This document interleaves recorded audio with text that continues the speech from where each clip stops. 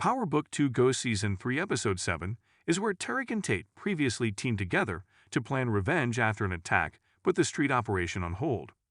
Monet attempts to take back control of the business. Braden learns a secret that might put everything in danger. Power Book 2 Ghost's 8th episode, titled Sacrifice, opens with Tarek informing Davis MacLean that Cooper Saxe is collaborating with the government to compile evidence against Tarek and the Tajadas, as well as maybe Davis MacLean himself. When Davis meets Diana, who has been detained at the police station, he gets a first-hand look at how Saxe and Jenny Sullivan are collaborating.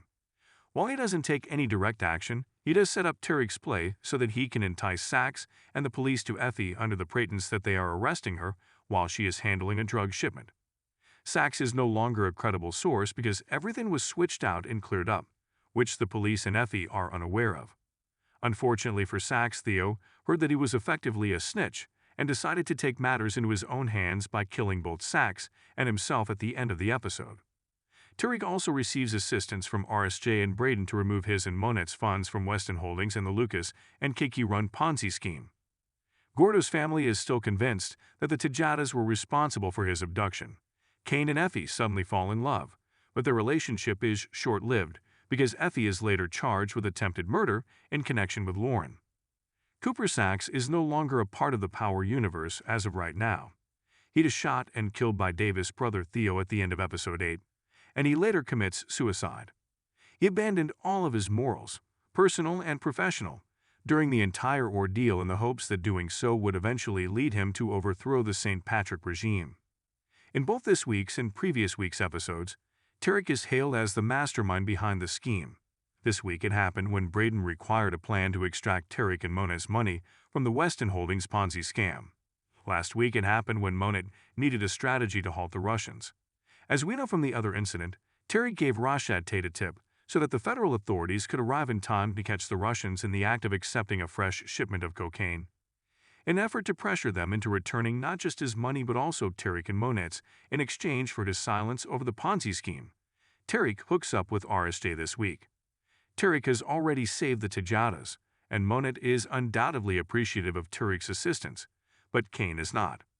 His contempt for Tarek has been obvious from the start, and it hasn't improved, especially now that their entire family is being investigated for RICO. Tarek saves the day once more by luring the feds into a trap that halts and reverses their advance. Kane can detest Tarek all he wants, but if Tarek wasn't the man with the plan, things would be very different. Braden has been trying to lead an odd kind of double life in the drug trade during Season 3. Although he has the least need to be there, he likely has just as great of a desire as anyone else to be there. Of course, he just likes the money that comes with the game, and as a result he only sees the drug trade as a business. But when he loses it at Kiki for running the Ponzi scheme with Lucas, it's obvious that he needs to face reality. She argues that Braden is also harming people by selling them poison, and he criticizes her for joining a scheme that steals pensions, retirement funds, and other things from people. She's right when she says that they are both carrying out the same action in various ways. Braden has tried his best to stay away from all the grisly but crucial components of the operation. He intentionally got engaged in with Tarek and the Tajadas, as much as he wants to be in the game. Everyone has gotten their hands dirty for the operation's sake, so Braden must do the same and accept that this is the reality he has chosen. There is dirty work to be done in the field he works in. Saxe's passing occurs at the end of this week's episode, but it comes after another significant development. A few while earlier, the feds show up at Effie's dorm to take her into custody. She thinks it's for selling drugs, but it's really for attempted murder in connection with Lauren. Effie was always going to sink first, because she was the most disposable in the operation.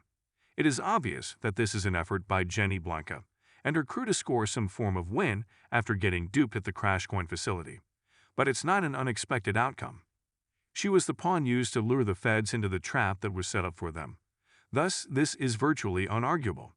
Every member of the Tajada family, including Tarek, is in the middle of the operation while Davis MacLean shields them from the law and any potential police trouble and advises them to hide when the pressure is turned up against them. When Tarek, the only person who could have saved her, found out that she had attempted to kill Lauren, it became even clearer that Effie was nothing more than an employee for them. Remember that Tarek, Braden, Kane, and Drew are still in charge of transporting all of Noma's merchandise, so getting Effie out would likely be highly advantageous to them in that sense.